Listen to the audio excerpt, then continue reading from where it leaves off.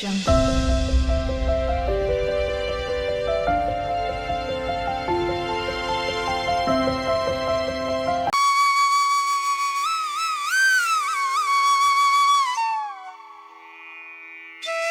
Hello everyone, আসসালামু আলাইকুম।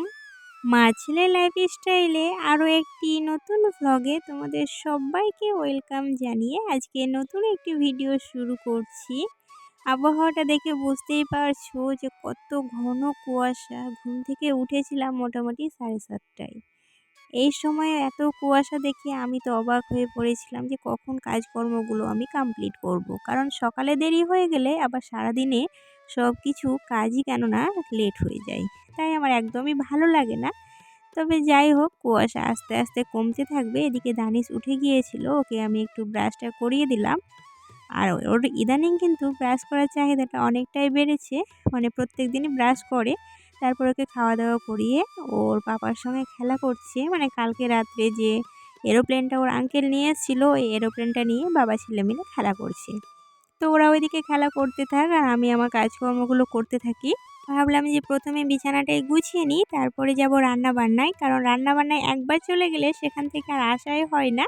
আর রান্না বান্না কমপ্লিট করে আস্তে আস্তেই বিছানাটা ঝেড়ে ঝুড়ে পরিষ্কার করতে মানে আমার অনেকটাই সময় লেগে যায়। আর সকাল সকাল বিছানা গুছানো হয়ে গেলে মনে হয় যে সংসারের অর্ধেক কাজই আমার হয়ে গিয়েছে। কারণ একটা রুমের মধ্যে মেন হচ্ছে তোমার বিছানা। বিছানা গুছানো হলে মনে হয় যে রুমটা তোমার সুন্দর এবং পরিপাটি আছে। তো শীতকালে বিছানা গুছাতে আমার একদমই ভালো লাগে না, যেহেতু লেপ থাকে বিছানার ওপরে। মনে হয় যে কত যেন একটা ভারী কাজ, আর তাতে আবার আমরা দুটো লেপ ইউজ করি। বিছানাটা গুছানো কমপ্লিট হয়ে গেল। এবার ভাবলাম যে শুধু বিছানা গুছিয়ে রেখে দেবো, তাহলে ঝাড় মোছাটাও করে নিই, তারপরে রান্না বসাবো। আর রান্নাটা একটু দেরি করছি কারণ আজকে আমার ছোটো ননদ বেড়াতে আসবে, তো রান্নাবান্নার একটু ঝামেলাও বেশি রয়েছে।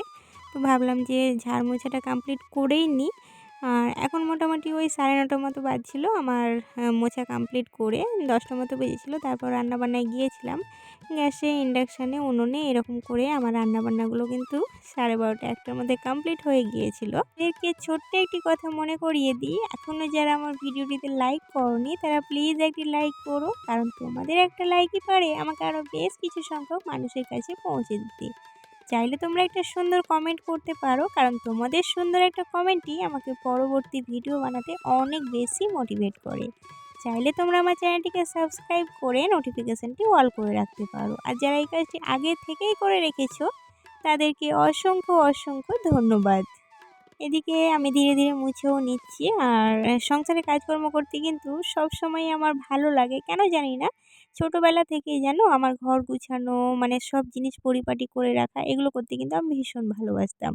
যখন আমি বাবার বাড়িতে ছোট ছিলাম তখন সব সময় আমার রুমটা অন্তত আমি পরিষ্কার সুন্দর করে রাখতাম। আর আমার বাবার বাড়িতে কিন্তু আমার একটা পার্সোনাল রুম ছিল, যেহেতু আমরা 3 বোন, ভাই ছিল না, তাই আমাদের প্রত্যেকেরই আলাদা আলাদা একটা রুম ছিল। আর সেই রুমটাকে কিন্তু ভীষণ সুন্দরভাবে গুছিয়ে রাখতাম। তখন যদি ব্লগ করতাম তাহলে অবশ্যই তোমরা দেখতে পেতে যে আমার লাইফস্টাইলটা কেমন ছিল। তো যাই হোক, এদিকে আমার রান্নাবান্না একদম কমপ্লিট হয়ে গিয়েছে। আসলে আমার ননদরা চলে এসেছিল বলে কোনো ভিডিওই শেয়ার করতে পারিনি। তারপরে আবার রান্নাবান্নাগুলো দেখাতেও ভুলে গিয়েছিলাম। সবার খাওয়া কমপ্লিট, তারপর এসেছি দেখাতে।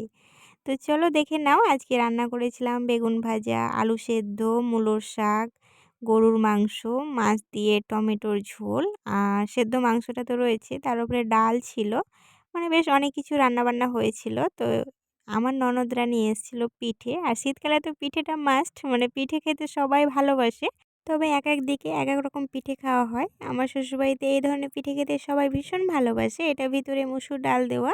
এটা কিন্তু চা দিয়ে খেতে বেশ ভালো লাগে। তাছাড়া ঝোলা গুড়ের সাথেও ভীষণ ভালো লাগবে। আর এদিকে নিয়ে এসেছিল কলা, মিষ্টি। মানে কলাটা কেন নিয়ে এসছে বলো তো? মানে আমার ননদের বাড়ির পাশে জয়দেবের মেলা পড়ে, আর জয়দেবের মেলাটা নাকি কলার জন্যই বিখ্যাত, তাই এতগুলো কলা নিয়ে এসছে। আর এদিকে আমার দানিশ পাপা বিকেলবেলায় বসে বসে একটা চিপস খাচ্ছিল। ওকে সাধারণত চিপস দেওয়া হয় না, মাঝে মধ্যে পেলে খেয়ে নেয়। দানিশের আঙ্কেল আবার সন্ধেবেলায় নিয়ে চলে এসছে চিকেন পকোড়া। আর দানিশ কিন্তু চিকেন পকোড়া খেতে ভীষণ ভালোবাসে। দানিশের আঙ্কেল বা বাবা যখন বাইরে যায় ওকে জিজ্ঞেস করে, "তোমার জন্য কি নিয়ে আসবো?" তো দানিশ সাধারণত বলেই থাকে চিকেন পকোড়া বা বিরিয়ানি। মানে এই দুটোই ওর ভীষণ প্রিয় খাবার। তো চিকেন পকোড়াটা ও বসে, বসে খাচ্ছে। ছেলেটা হয়েছে আমার মতোই। আমি যেমন ফাস্ট ফুড খেতে ভীষণ ভালোবাসি, আমার ছেলেটাও কিন্তু ভীষণ ভালোবাসি। আর দানিশের বাবা আবার ফাস্ট ফুড খেতে একদমই পছন্দ করে না। তো এদিকে দানিশ ওর পাপাকে বলেছিল বিরিয়ানি নিয়ে আসতে। ভাগ্যক্রমে আবার আজকেই রাত্রে ও বিরিয়ানি নিয়ে চলে এসেছে। তো বাবা ছেলে ওইদিকে খাচ্ছে আর আমাকে একটুখানি ভাগ দিয়েছিল। তার মধ্যেই আমি খাচ্ছি। আসলে আমার বিরিয়ানিটা খুব একটা ফেভারিট না, তবে খাই, ভালো লাগে। তো এদিকে আমাকে সবই অল্প, অল্প করে দিয়েছিল। তো আজকের ভিডিওটি এখানেই শেষ করছি। আল্লাহ হাফিজ।